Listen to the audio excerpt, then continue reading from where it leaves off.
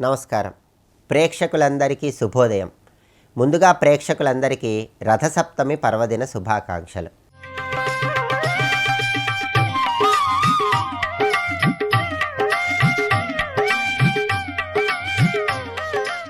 రథసప్తమి సందర్భంగా స్నానం ఎలా చేయాలో, సూర్యుడి పూజ ఏ విధంగా చేయాలో, ఎలాంటి దానాలు నిర్వహిస్తే సమస్త శుభాలను సిద్ధింపజేసుకోవచ్చో నేటి శుభయోగం శీర్షికన పరిశీలిద్దాం. మాఘమాసంలో శుక్లపక్షంలో వచ్చే సప్తమి తిథిని రథసప్తమి అనే పేరుతో పిలుస్తారు. దానికి కారణం ఏంటంటే మాఘ శుక్ల సప్తమి రోజు తెల్లవారుజామున ఆకాశంలో గ్రహాలు నక్షత్రాలు అన్నీ కూడా ఒక రథం ఆకారంలో ఉంటాయి. సూర్యభగవానుడి గమనంలో మార్పు జరిగే రోజు, అందుకే దీన్ని రథసప్తమి అనే పేరుతో పిలుస్తారు. రథసప్తమి రోజు స్నానానికి చాలా ప్రాధాన్యత ఉంది. రథసప్తమి రోజు చేసే స్నానం 7 జన్మల పాపాలు, 7 జన్మల దోషాలు, 7 జన్మల దారిద్ర్య బాధలను పోగొడుతుందని ధర్మసింధు, నిర్ణయ సింధు, హేమాద్రి సంహిత, చతుర్వర్గ చింతామణి ఈ ప్రామాణిక గ్రంథాలన్నీ కూడా తెలియజేస్తున్నాయి. అయితే రథసప్తమి రోజు స్నానం చేసేటప్పుడు కొన్ని శ్లోకాలు చదువుకుంటూ స్నానం చేస్తే ఉత్తమ ఫలితాలు కలుగుతాయి. 7 జిల్లేడాకులు, 7 రేగి పండ్లు శిరస్సు మీద ఉంచుకొని శిరస్నానం చేస్తూ ఆ శ్లోకాలు చదువుకోవాలి. ఆ శ్లోకాలు ఏంటంటే, యద్యజ్జన్మ కృతం పాపం మయా జన్మసు సప్తసు తన్మే రోగంచ శోకంచ మాకరీ హంతు సప్తమి. ఇది మొదటి శ్లోకం. రెండో శ్లోకం ఏంటంటే, ఏతజ్జన్మ కృతం పాపం యజ్జన్మాంతరార్జితం మనోవాక్కాయజం యచ్చ జ్ఞాతా జ్ఞాతే చయే పునః. ఇది రెండో శ్లోకం. మూడో శ్లోకం ఏంటంటే, ఇతి సప్తవిధం పాపం స్నానాంనే సప్తసప్తికే సప్తవ్యాధి సమాయుక్తం మాకరీ హంతు సప్తమి. ఇది మూడో శ్లోకం. ఈ 3 శ్లోకాలు కూడా రథసప్తమి స్నాన విశిష్టతను తెలియజేస్తాయి. మొదటి శ్లోకంలో ఉన్న అర్థం ఏంటంటే, యద్యజ్జన్మ కృతం పాపం మయా జన్మసు సప్తసు అంటే ఈ జన్మలో చేసిన పాపాలు 7 జన్మల్లో చేసినటువంటి పాపాలు అన్నీ తొలగింపజేసుకోవటానికి తన్మే రోగంచ శోకంచ మాకరీ హంతు సప్తమి. ఈ జన్మలో 7 జన్మల్లో చేసిన పాపాల వల్ల వచ్చిన రోగాలు శోకాలు అన్నీ పోగొట్టుకోవటానికి నేను రథసప్తమి రోజు స్నానం చేస్తున్నాను అని ఈ మొదటి శ్లోకంలో ఉన్న అర్థం. రెండో శ్లోకం ఏంటంటే, దానిలో ఉన్న అర్థం, ఏతజ్జన్మ కృతం పాపం యజ్జన్మాంతరార్జితం మనోవాక్కాయజం యచ్చ జ్ఞాతా జ్ఞాతే చయే పునః అంటే ఈ జన్మలో చేసిన పాపాలు, జన్మాంతరాలలో చేసిన పాపాలు, తెలిసి చేసిన పాపాలు, తెలియక చేసిన పాపాలు, మనస్సుతో చేసిన పాపాలు, వాక్కుతో చేసిన పాపాలు, శరీరంతో చేసిన పాపాలని 7 రకాలైనటువంటి పాపాలను పోగొట్టుకోవటానికి రథసప్తమి రోజు స్నానం చేస్తున్నాను అని చెప్పటమే ఈ రెండో శ్లోకంలో ఉన్న అంతరార్థం. ఆ తర్వాత మూడో శ్లోకం ఏంటంటే, ఇతి సప్తవిధం పాపం స్నానాంనే సప్తసప్తికే సప్తవ్యాధి సమాయుక్తం మాకరీ హంతు సప్తమి అంటే ఈ 7 రకాలైనటువంటి పాపాల వల్ల వచ్చేటటువంటి అనారోగ్య సమస్యలన్నీ పోగొట్టుకోవటానికి రథసప్తమి రోజు స్నానం చేస్తున్నాను అని చెప్పటం మూడో శ్లోకంలో ఉన్న అర్థం. కాబట్టి 7 జన్మల్లో పాపాలు, తప్పులు, దోషాలు అన్నీ పోగొట్టుకోవటానికి, వాటి వల్ల వచ్చే శోకాలు, బాధలు, అనారోగ్యాలు పోగొట్టుకోవటానికి 7 జిల్లేడాకులు, 7 రేగి పండ్లు శిరస్సు మీద ఉంచుకొని శిరస్నానాన్ని ఆచరించాలి. ఆచరించేటప్పుడు ఈ 3 శ్లోకాలు చదువుకుంటూ స్నానం చేస్తే అద్భుతమైన ఫలితాలు కలుగుతాయని ప్రామాణిక గ్రంథాలు తెలియజేస్తున్నాయి. అలాగే స్నానం చేసిన తర్వాత చిక్కుడు పువ్వులు, చిక్కుడు కాయలు, చిక్కుడు ఆకులు, రకరకాలైన పుష్పాలు వీటన్నిటితో ఒక మండపం చేసి అక్కడ సూర్యుడి చిత్రపటాన్ని ఉంచి సూర్యుడికి అష్టోత్తర పూజ చేస్తూ ఎర్రటి పుష్పాలతో పూజ చేయాలి. ఆవు పాలతో పొంగలి చేసి చిక్కుడాకులో ఆ పొంగల్ని ఉంచి సూర్యుడికి నైవేద్యం పెట్టాలి. ఆ నైవేద్యాన్ని కుటుంబ సభ్యులు ప్రసాదంగా స్వీకరించాలి.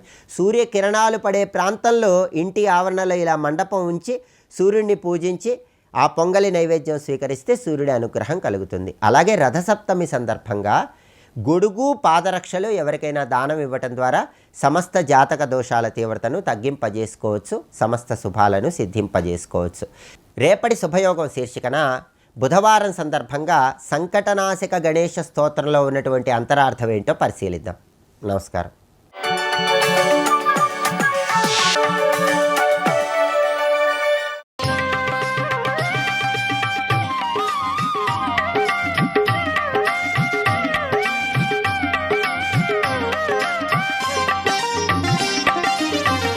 నమః సవిత్రే జగదేకచక్షుషే జగత్ప్రసూతిస్థితినాశహేతవే త్రయీమయాయ త్రిగుణాత్మధారిణి విరించి నారాయణ శంకరాత్మనే.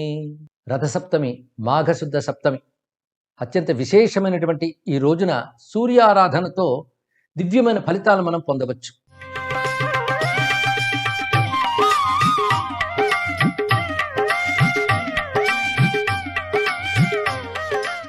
ఆరోగ్యం భాస్కరాదిచ్చేత్ అన్నారు. ప్రధానంగా సూర్య భగవాన్ ఆరాధన వలన ఆరోగ్యం లభిస్తుంది. త్వచిదోషా దృషిదోషా హృదిదోషా ఏఖిలేంద్రియజ దోషా తాన్ పూషా హతదోష కించిత్ దోషాగ్నినా దహతు అంటూ కృష్ణపుత్రుడు సాంబుడు సూర్యుని స్తుతిస్తూ అంటాడు. చర్మగతమైన దోషాలు, కంటికి సంబంధించిన దోషాలు, గుండెకి సంబంధించిన దోషాలు ఒకటేమిటి, సర్వ ఇంద్రియ దోషాలు కూడా పోగొట్టగలిగేటువంటి వాడు సూర్య భగవానుడు. అందుకే ఆదిత్యుని ఆరోగ్య అధిదేవతగా చెప్తూ సర్వ విధములైనటువంటి ఔషధ శక్తులు ఆయన కిరణాల్లోనే ఉన్నాయని వేదము చాలా అద్భుతంగా వివరించి చెప్తున్నది. వేదముల్లో అన్ని మంత్రములు కూడా సూర్యతత్వాన్ని మనకు అందిస్తుంటాయి. విశేషించి సౌర అరుణ మంత్రముల్లో సూర్యుని యొక్క వైభవం మనకు కనబడుతుంది. అంటే సూర్యుడు కేవలం ఒక వెలుగునిచ్చేటువంటి కాంతిపుంజం మాత్రమే కాకుండా ఆయన శక్తిని, ప్రాణాన్ని ప్రసరిస్తున్నాడని విజ్ఞాన శాస్త్రం తెలిసిన వారికి తెలుస్తుంది. ఆయన సాక్షాత్ భగవంతుడు అనే విషయం ఉపాసనా జ్ఞానం కలిగిన వారికి తెలుస్తుంది. పరమేశ్వరుడు తన శక్తిని సూర్యమండలం ద్వారా మనకు ప్రసరిస్తున్నాడు. అందుకే మనం సూర్యమండలం ద్వారానే పరమేశ్వరుని ప్రార్థిస్తున్నాం.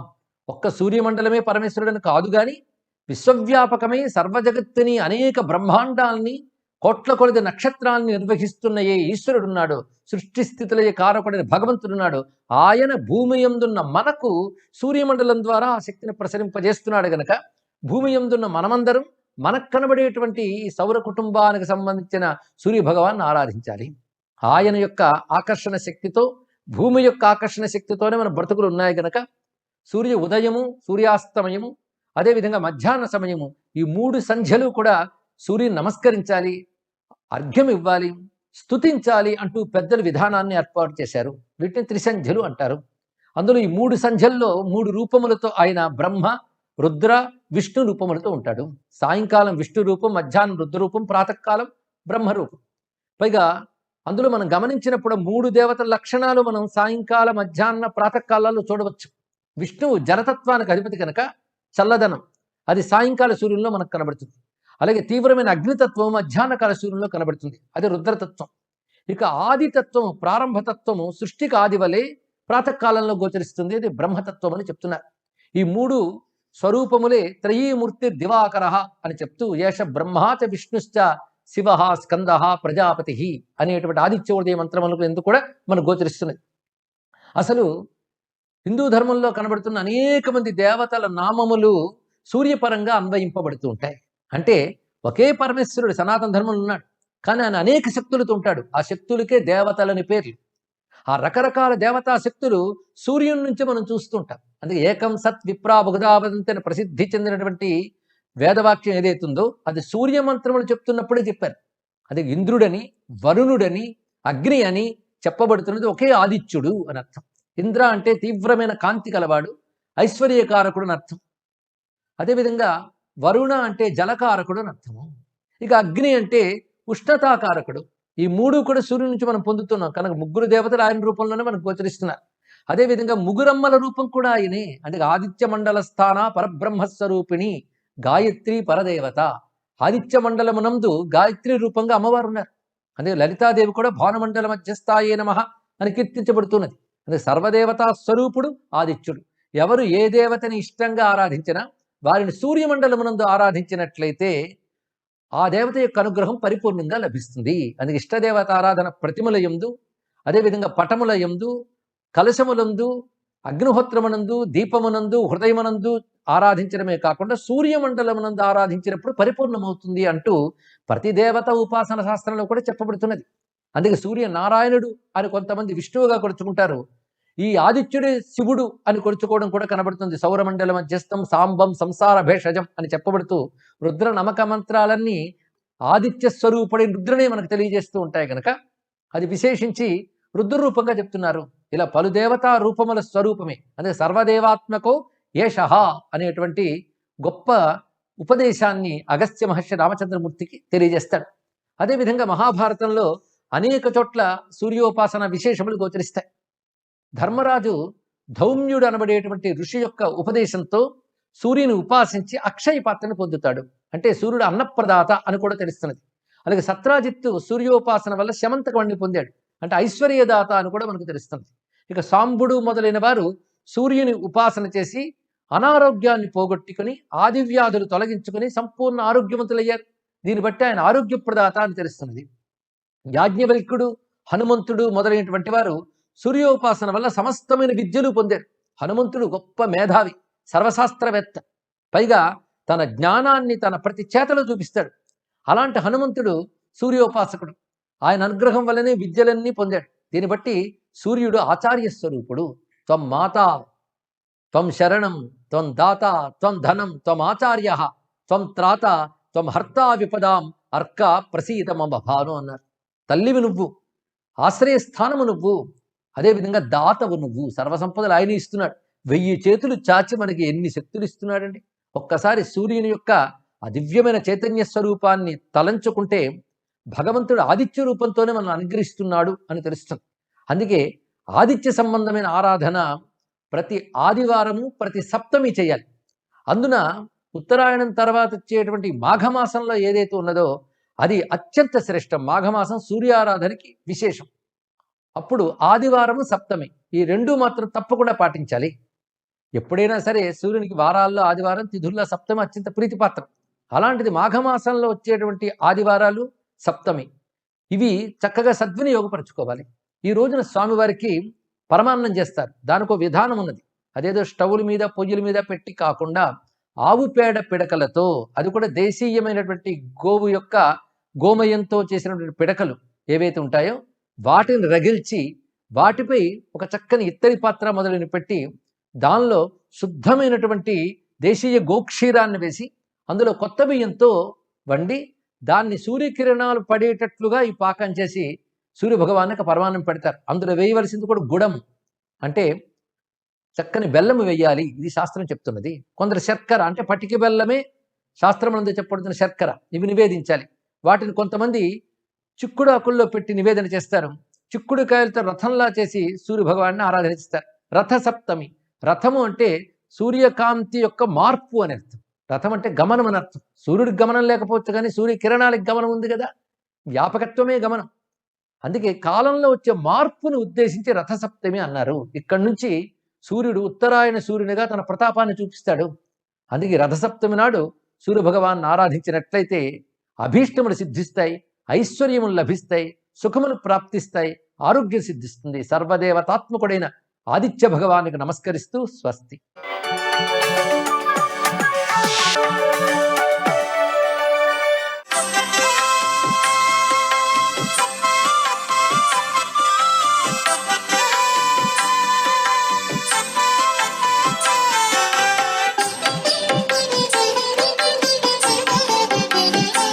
ఓం నమో నారాయణాయ.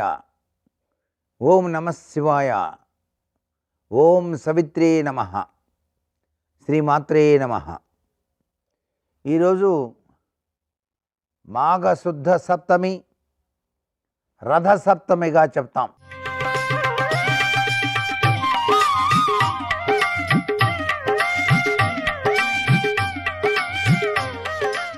ప్రత్యక్ష సాక్షీభూత దైవమైనటువంటి సూర్య భగవాన్ని ఆరాధించేటువంటి అద్వితీయమైనటువంటి సుదినం. ఈ రోజున స్నానాన్ని ఆచరించేటప్పుడు తెల్ల జిల్లేడు ఆకులు తలపైన భుజాలపైన ఉంచుకొని సూర్యస్థుతిని మనసు నిండా నింపుకొని గంగా, యమున, సరస్వతి నదిలో స్నానం చేస్తున్నట్టుగా భావన చేసి సూర్య భగవానికి నమస్కారం చేస్తూ పవిత్రవంతమైనటువంటి స్నానాలు ఆచరించినట్లయితే ఆరోగ్యప్రదాత అయినటువంటి సూర్య భగవానుడు అద్వితీయమైనటువంటి ఆరోగ్యాన్ని అందరికీ కూడా ప్రసాదిస్తాడు. తెల్లవారుజామునే 7 జిల్లేడు ఆకులు తలపైన భుజాలపైన ఉంచుకొని స్నానం చేయాలి అని చెప్పేసి శాస్త్రం. అన్ని మంత్రాలు కూడా చదువుతూ సూర్య భగవానికి అర్ఘ్యం ఇవ్వటం కూడాను విశేషవంతమైన ప్రభావాన్ని ఇస్తుంది. షోడశోపచారాలతోనూ అష్టోత్తర నామాలతోనూ పూజించి రథసప్తమి వ్రతాన్ని ప్రతి ఒక్కరూ ఆచరించాలి. ఇలా నిష్ఠతో పూజించేటువంటి వారికి సంపూర్ణ ఆరోగ్యం చేకూరుతుంది అని శాస్త్రం. ఈ యొక్క సూర్య భగవానికి ప్రీతికరమైనటువంటి గోధుమ రవ్వతో చేసినటువంటి ఆహారాన్ని స్వామికి నైవేద్యంగా సమర్పించాలి. ఓం సవిత్రే నమః.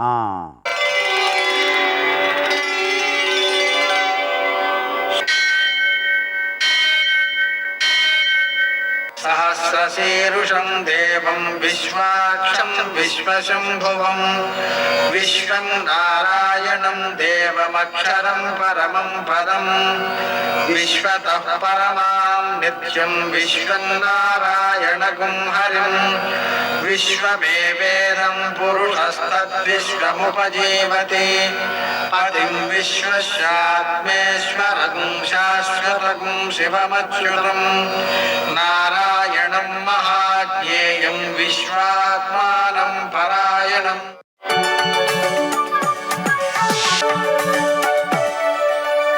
सूर्यशौर्यमथेन्दुरिन्द्रपदवी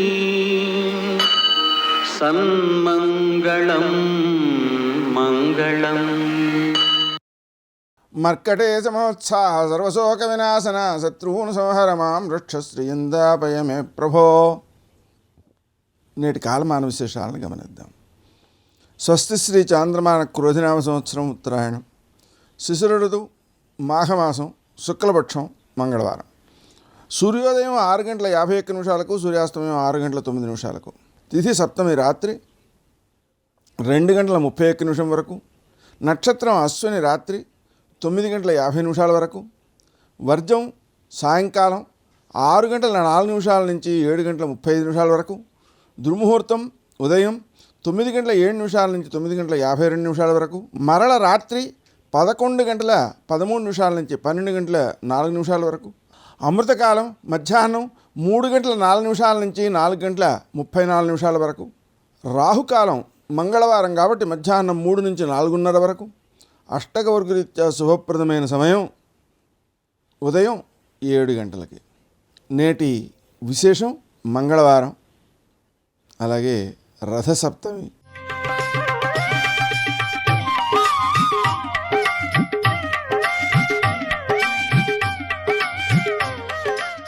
ఈ రథసప్తమి సందర్భంగా సూర్యోదయానికి ముందే, అంటే తెల్లవారుజామున 4:20 స్నానం చేయాలండి.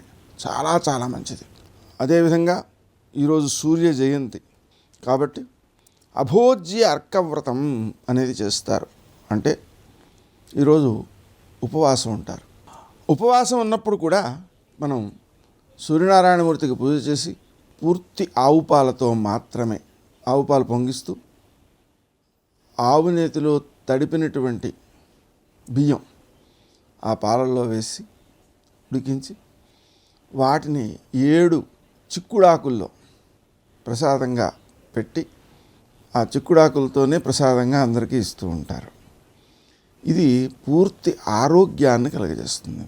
అలాగే స్నానం చేసేటప్పుడు కూడా 7 జిల్లేడాకులు, 7 రేగి ఆకులు. ఈ మధ్యకాలంలో రేగి పళ్ళు పెడుతున్నారు, ఎందుకంటే ఆకులు అన్ని చోట్ల దొరకనందువలన. ఆ రేగి ఆకుల్ని 7 ఆకులు, అలాగే 7 జిల్లేడాకులు, వాటిని తల మీద పెట్టుకుని తల చుట్టూ తిప్పుకోవడం కూడా ఉంది. దిష్టి తీసినట్టుగా తీసి వాటిని తల మీద ధరించి స్నానం చేస్తారు. ఆ విధంగా చేయడం వల్ల 7 జన్మల పాపం పోతుంది. సప్తసప్తి మహాసప్తి అని చెప్పి ఆ మంత్రాన్ని భావన చేస్తూ చేస్తారు. అది పాపాలను తొలగించేటువంటి కార్యక్రమం అన్నమాట. అలాగే ఈరోజు సూర్యవ్రతం, చంద్రవ్రతం మొదలైనటువంటి వ్రతాలను ఆరంభిస్తారు. అలాగనే వ్రతాలకు ఉద్యాపన కూడా చేస్తుంటారు. అలాగే దాన ఫల వ్రతోద్యాపన కూడా చేయాలి. విశేషించి ఈరోజు వైవస్వత మన్వాది. ఈ సందర్భంగా నదీ స్నానం, దానం, పితృదేవతారాధన విశేషమైన సత్ఫలితాలను అందజేస్తాయి. ఈరోజు మరో గొప్ప విశేషం ఏంటంటే భౌమాశ్విని యోగం.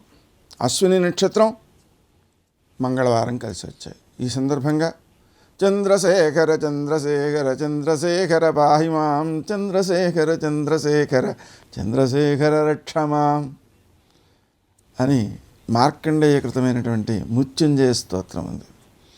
ఈ స్తోత్రాన్ని రోజంతా చేసుకున్నట్టయితే అపమృత్యు దోషాలు పోతాయి, గండ దోషాలు పోతాయి. చాలా అద్భుతమైన మంత్రం. ఆయుర్దాయ దోషాలన్నీ తొలగిపోయి పూర్ణాయుర్దాయంతో జీవిస్తారు. అందుకని చాలా చక్కని మహామృత్యుంతరతి అన్నారు. అంటే మహామృత్యువును కూడా దాటేస్తాడు అన్నంత విశేషంగా చెప్పారు. కాబట్టి చాలా మంచిది, దాన్ని వినియోగించుకోవాలి. నేటి ఆణిముత్యాలు.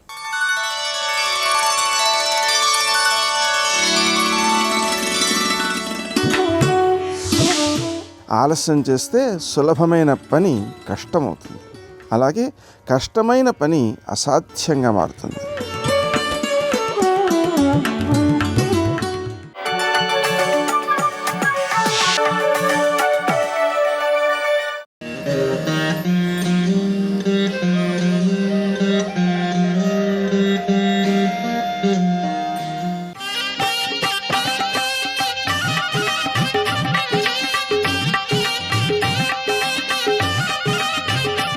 పురాణ ప్రసిద్ధి నొందిన ఈ ధామం శ్రీకాకుళం పట్టణానికి అతి సమీపంలో ఉంది. సూర్యభగవానుడు మనకు కనిపించే ప్రత్యక్ష దైవం. ఆ స్వామి కరుణా కటాక్షాల వల్లనే సమస్త చరాచరాలు జీవం పోసుకుంటున్నాయి. మన దైనందిన జీవితంలో విశేషమైన ప్రాతినిధ్యాన్ని వహిస్తున్న శ్రీ సూర్యనారాయణుణ్ణి శ్రీ మహావిష్ణువు ప్రతిరూపంగా పురాణాలు చెబుతున్నాయి. యదాదిత్యగతం తేజో జగద్భాసయతే సఖిలం యశ్చంద్రమసి యశ్చాగ్నౌ తత్తేజో విద్ధిమామకం అంటారు. అనగా లోకాలను ప్రకాశింపజేసే సూర్యభగవానుడి తేజస్సు తనదేనని శ్రీకృష్ణుడు గీతలో సెలవిచ్చాడు. కాబట్టి పరమాత్మయే ఈ క్షేత్రాన భక్తులకు సూర్యభగవానుడి రూపంలో దర్శనమిస్తున్నాడు. అనేక జన్మార్జిత పాపాలను పోగొట్టి పునీతుల్ని చేస్తున్నాడు.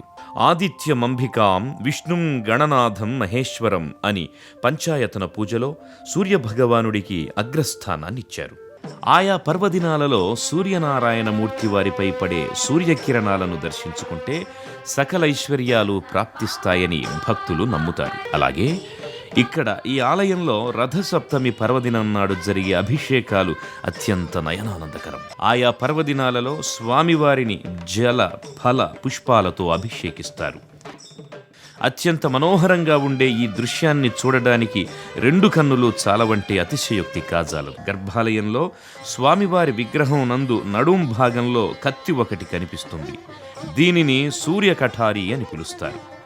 తిరుమలలో శ్రీ వెంకటేశ్వర స్వామి విగ్రహానికి కూడా ఇలాగే నడుం మీద కత్తి ఒకటి కనిపిస్తుంది. ఆ కారణంగానే శ్రీ సూర్యనారాయణ మూర్తిని తిరుమలేశుని అంతటి మహిమాన్వితుడిగా భావిస్తారు. శ్రీ సూర్యనారాయణ మూర్తి వారికి జరిగే ఆయా వేడుకలన్నీ దేదీప్యమానమై భక్తులకు అవ్యక్తమైన ఆనందాన్ని స్వంతం చేస్తాయి. సూర్యుడే లోకముల యొక్క సృష్టి స్థితి లయాలను చేస్తున్నాడు. ఆ స్వామి త్రిమూర్తి స్వరూపుడిగా వేదస్వరూపుడిగా పూజలందుకుంటున్న ఈ అరసవిల్లి క్షేత్రాన సాకారుడై భక్తులను అనుగ్రహిస్తున్నాడు.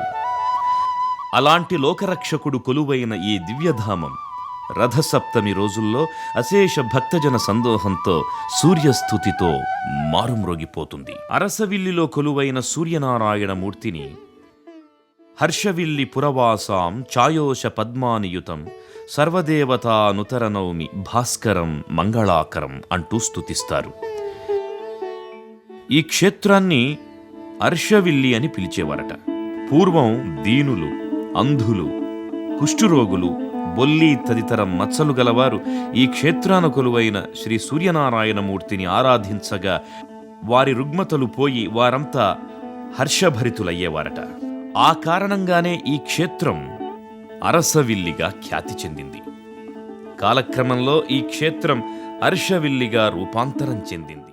ఈ దివ్యక్షేత్రంలోనే భక్తులకు పుష్కరిణి దర్శనమిస్తుంది.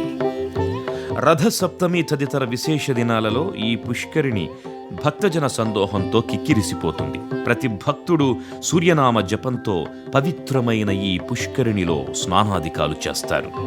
ఇక్కడ ఈ క్షేత్రంలో స్నానాధికాలు చేస్తే భక్తుల శరీర రుగ్మతలన్నీ మటుమాయమవుతాయని భక్తులు ప్రగాఢంగా నమ్ముతారు. అతి ప్రాచీనమైన సూర్యనారాయణమూర్తి ఆలయం స్వామివారి లీలా విశేష ఫలితమేనని భక్తులు నమ్ముతారు.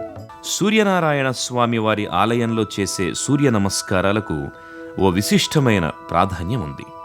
ఇక్కడ ఈ ఆలయంలోనే ఉన్న సూర్య నమస్కార మండపంలో సూర్య నమస్కార వ్రతం ఆచరిస్తే సర్వ రుగ్మతలు పోయి ఆయురారోగ్య ఐశ్వర్యాలు సిద్ధిస్తాయని పురాణాలు చెబుతున్నాయి.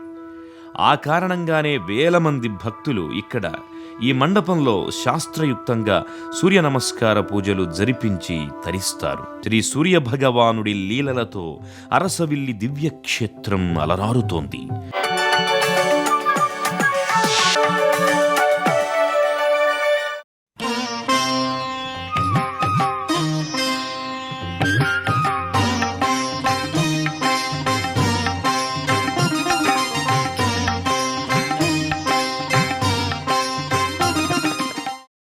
ఇంటి తలుపులు తెరిచారనుకోండి, ఇంట్లో ఉన్నాయన బయటికి వస్తాడని గుర్తు. ఇంటి తలుపులు వేసేసాడంటే ఆయన బయటికి రాడు, అందుకు తలుపు వేసుకున్నాడు. ఆయన తలుపులు తీశాడంటే ఆయన బయటికి వస్తాడు, లేదా మీరు లోపలికి వెళ్ళవచ్చు.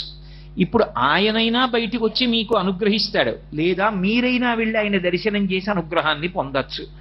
పద్మము వికసనాన్ని పొందింది అంటే లక్ష్మి యొక్క అనుగ్రహము ప్రారంభమైనది అని గుర్తు. లక్ష్మీ కటాక్షమును కల్పింపగలిగిన వాడెవరు అంటే సూర్యనారాయణమూర్తి ఒక్కడే. అందుకే ఆయన ఉదయిస్తున్నప్పుడు ఆ అరుణారుణ కాంతుల వంక ఎవడు చూస్తాడో, ఎవడు చూసి దర్శనం చేస్తాడో, ఎవడు నమస్కరిస్తాడో వాళ్ళకి విశేషమైనటువంటి అనుగ్రహం. ఒకటి, దురితము యొక్క ఫలితము తొలగదోయబడుతుంది. అంటే గత జన్మలలో చేసుకున్న పాపము యొక్క ఫలితము ఇవాళ రావలసి ఉందనుకోండి, అది తొలగిపోవడానికి కారణం ఏది అంటే సూర్యనారాయణమూర్తికి చేసేటటువంటి నమస్కారం. ప్రత్యక్షమైన భగవానుడు, ఎక్కడికి వెళ్ళక్కర్లేదు, మన ఇంట్లో మనం నిలబడి నమస్కారం చేసేయచ్చు. రెండవది, ఆయన లక్ష్మీ కటాక్షాన్ని ప్రసరింపచేస్తాడు. ఏ దురితము ఉన్నదో దాన్ని పోగొట్టడమే కాదు, దాని స్థానంలో ఐశ్వర్యాన్ని తీసుకొచ్చి నింపుతాడు. అందుకే యోగము క్షేమము అంటారు. ఈ రెండు ఈశ్వరుడు ఇస్తాడు. క్షేమము అంటే ఉన్నది ఉండుట, ఏది ఉండాలో అవన్నీ ఉండాలి. అందుకే పూర్వం ఉత్తరం రాస్తే క్షేమం అని రాసేవారు. అంటే అవతలవాడు చదువుకుని ఉద్వేగపడక్కర్లేదు, ఏవేవి ఉండడం వల్ల నేను సంతోషంగా ఉంటానని నువ్వు అనుకుంటున్నావో అవన్నీ ఉన్నాయి, ఏవీ జారిపోలేదు. యోగం, నేను సుఖపడడానికి కావలసినటువంటి వస్తువులలో కొత్త వస్తువులు సమకూడే యోగం. ఏదో ఇంతవరకు నాకు ఒక వాహనం లేదు, కాలినడకన వెడుతుండేవాడిని, నేను నిన్న ఒక వాహనం కొనుక్కున్నాను అనుకోండి, ఇప్పుడు నాకు వాహన యోగం పట్టింది, అంటే కొత్తగా నాకు ఒక సుఖం వచ్చింది. యోగమును క్షేమమును ఇవ్వగలిగిన వాడు పరమాత్మ. క్షేమమునకు భంగకరము ఆపద. ఆపద అంటే మన బుద్ధి చేత తప్పించుకోలేనిది, ఈశ్వరుడు మాత్రమే తప్పించగలిగిన దానిని ఆపద అని పిలుస్తారు. ఆ ఆపద తొలగించగలిగిన వాడెవరు అంటే ఆ అరుణారుణ కాంతులతో ఉన్నటువంటి సూర్యనారాయణమూర్తికి నమస్కారంతో రోజు ప్రారంభం అవ్వాలి. అందుకే త్రైవర్ణికులు అంటారు. అంటే యజ్ఞోపవీతం వేసుకునేటటువంటి అధికారం ఉన్నటువంటి వర్ణముల యందు జన్మించినటువంటి వారు కొంతమంది ఉంటారు. వాళ్ళకి సూర్యోదయ కాలమునందు, మధ్యాహ్న కాలమునందు, ప్రదోష కాలమునందు విశేషమైనటువంటి విధి ఏర్పాటు చేయబడింది. అది సూర్య సంబంధమై లోకమునకు ఉపకారము చేసేటటువంటి ప్రజ్ఞతో కూడుకుని ఉంటుంది. స్కాంద పురాణంలో వ్యాస భగవానుడు సూర్యోదయ సమయంలో తప్పకుండా సూర్యనారాయణమూర్తి వైపు తిరిగి చెయ్యవలసినటువంటి స్తోత్రాన్ని మనకిచ్చాడు. ఆ వ్యాస భగవానుడిచ్చిన స్తోత్రం ఏదుందో దానిని 4వ వర్ణము వారు ప్రాతకాలంలో ఆ స్తోత్రం చెయ్యాలి సూర్యానుగ్రహం కోసం. మిగిలినటువంటి ముగ్గురు సంధ్యావందనం చేస్తారు.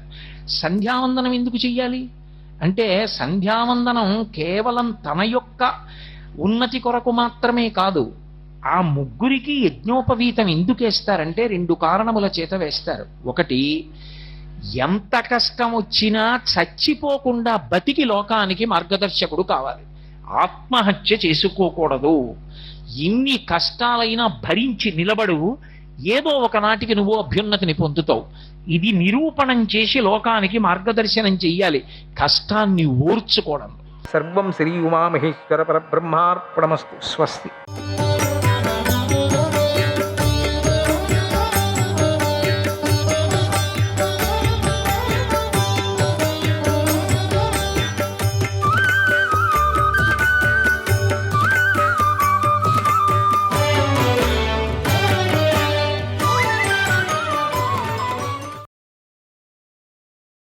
దానానికి ఎంత గొప్ప ఫలం లభిస్తుందో ద్రోహానికి అంతే గొప్ప ఫలం లభిస్తుంది. కనుక ఎలాంటి పరిస్థితుల్లో కూడా గోవులకు అపచారం చేయకూడదు అన్నాడు భీష్మ పితామహుడు. శ్రీకృష్ణాయ పరమాత్మనే నమః. 71వ అధ్యాయం. ధర్మరాజు ఇలా అడుగుతున్నాడు, పితామహ, నాకు గోదానం వల్ల కలిగే ఫలాన్ని పూర్తిగా చెప్పు. నువ్వు గోదానం గురించి వెనకాల కూడా చెప్పావు, అయినా నాకెందుకో తృప్తి కలగటం లేదు. గోవు అనగానే ఇంకా ఎన్నెన్ని ఫలాలు ఉన్నాయో తెలుసుకోగల, ఇంకా చెప్పు అని అడిగాడు.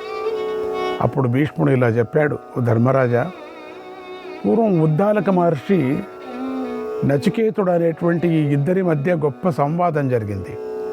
ఆ ప్రాచీనమైనటువంటి కథను అందరూ ఉదాహరణంగా చెబుతూ ఉంటారు. దాన్ని నీకు ఇప్పుడు చెబుతాను విను. ఒకనాడు ఉద్దాలక మహర్షి ఒక యజ్ఞ దీక్ష తీసుకొని తన కొడుకైన నాచికేతుడితో ఇలా అన్నాడు, నాయనా, ఈ సమయంలో నాకు నువ్వు సేవలు చెయ్యి అన్నాడు. కొన్ని రోజులు గడిచాయి. దీక్షా నియమం పూర్తి అయిపోయింది. ఉద్దాలకమని కుమారుణ్ణి చూసి ఇలా అన్నాడు, ఓ పుత్ర, నేను నదీ తీరంలో సమిదలు, దర్భలు, పువ్వులు, కలశం మొదలైన వాటితో భోజన సామాగ్రిని సమృద్ధిగా ఉంచాను. అయితే నేను స్నానాలు చేయటం, నియమాలు పాటించటం, వేదపాఠాలు వల్లించటం మొదలైన పనుల్లో పడి వాటిని మర్చిపోయాను. కనుక నువ్వు నదీ తీరానికి వెళ్ళు, వాటిని అక్కడి నుంచి ఇక్కడికి తీసుకొని రా అన్నాడు. నాచికేతుడు అక్కడికి బయలుదేరాడు. అయితే చిత్రంగా ఈ లోపలే నది పొంగింది. ఆ సామగ్రి అంతా నదిలో మునిగిపోయింది. నాచికేతుడు నదీ తీరానికి చేరి చూశాడు. అక్కడేమీ లేవు. తీరమంతా నిర్మలంగా ఉంది. నాచికేతుడు తిరిగి ఉద్దాలకముని వద్దకు వచ్చి ఇలా అన్నాడు, తండ్రి, మీరు చెప్పిన వస్తువులేవి అక్కడ లేవు, నాకు కనిపించలేదు అన్నాడు. ఆ సమయంలో ఉద్దాలకముని బాగా ఆకలి దప్పులతో పీడించబడుతున్నాడు. దానితో బాగా కోపం వచ్చింది. ఒక ప్రక్క ఆకలి బాగా పీడిస్తుంది, ఇంకో పక్క దాహబాధ ఎక్కువైపోయింది. మరో పక్క పుత్రుడు ఏమీ లేవు అంటూ ఒట్టి చేతులతో ఇంటికి తిరిగి వచ్చేసరికి ఆయన కోపానికి వశుడైపోయాడు. నాచికేతుడిని చూస్తూ, యమం పశ్యేతి తం పుత్రం, యమం పశ్యేతి తం పుత్రం అశుపత స మహాతపాగ, యమం పశ్యేతి తం పుత్రం అశపత స మహాతపాగ. ఓ కుమారా, అయితే నువ్వు వెళ్ళి యమధర్మరాజును చూడు అని శపించేశాడు కూడా. ఉద్దాలకమని మాట వజ్రం వంటి మాట. అందుకని అంటే చూసారా, అది ప్రాణం తీసేస్తుంది, చంపినట్టే లెక్క. ఆయన అలా అనగానే నాచికేతుడు వెంటనే నమస్కారం చేసి ఇలా ప్రార్థించాడు, తండ్రి, శాంతించండి, కరుణించండి అంటూ నిజంగా ప్రాణాలు విడిచిపెట్టేశాడు, చంపేశాడు. డబ్బున నేల మీద పడిపోయాడు.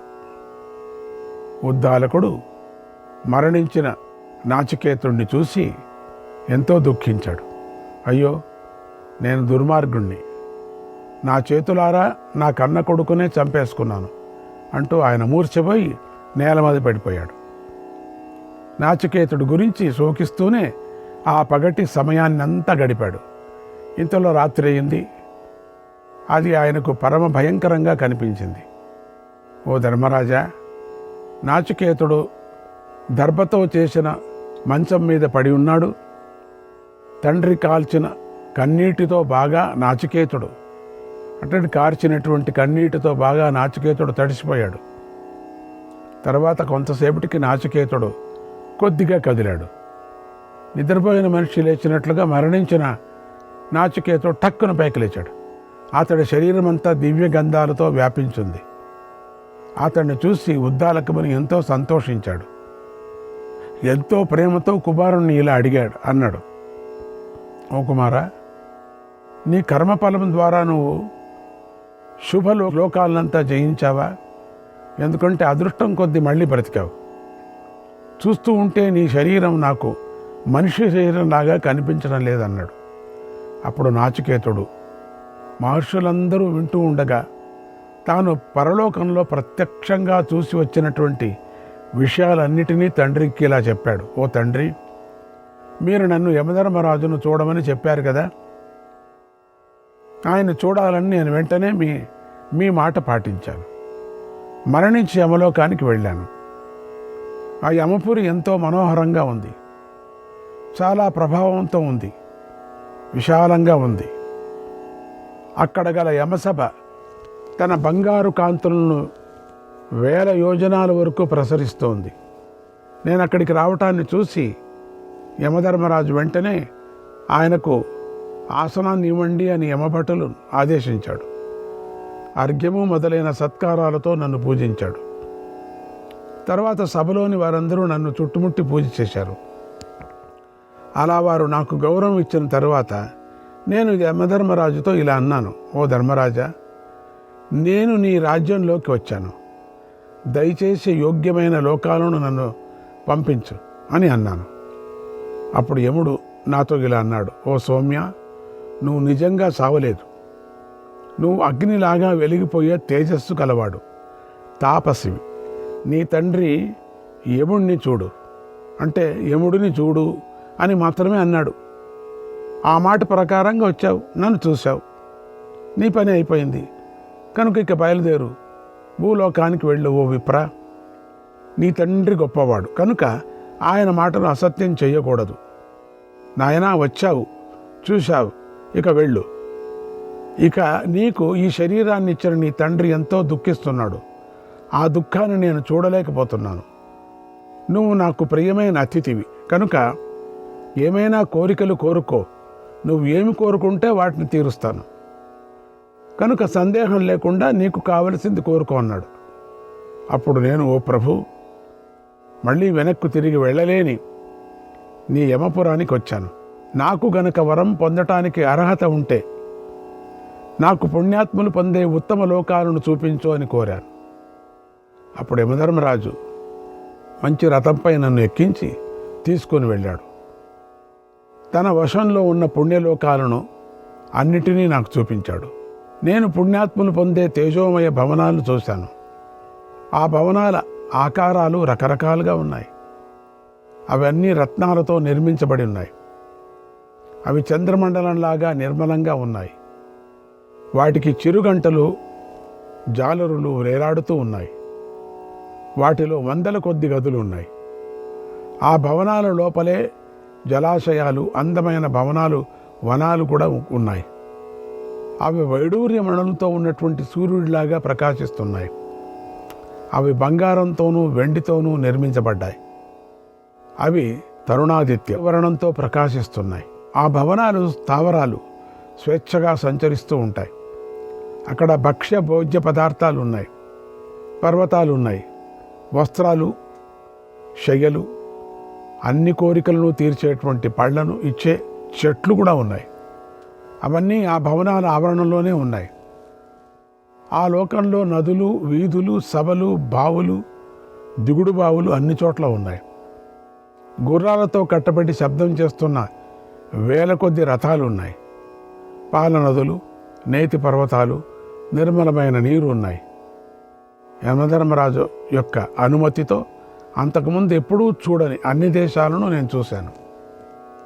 అలాగే నిరంతరంగా ప్రవహిస్తున్న ఈ పాల నదులు, నేతి నదులను చూసి వీటిని అన్నిటినీ ఎవరు ఆహారంగా స్వీకరిస్తారు, ఇదంతా ఎవరి కోసం అని ఎంతో ఆసక్తితో యమధర్మరాజుని అడిగాను. అప్పుడు యముడు ఇలా అన్నాడు, ఓ కుమారా, గోదానాలు, పాలు, పెరుగు, నెయ్యి, వెన్నెలను దానం చేసిన పుణ్యాత్మల కోసమే ఈ ఆహార పదార్థాలన్నీ ఏర్పాటు చేయబడ్డాయి. గోదానం చేయడానికి ఆసక్తి గల వారి కోసమని ఇంకా శాశ్వత లోకాలు ఉన్నాయి.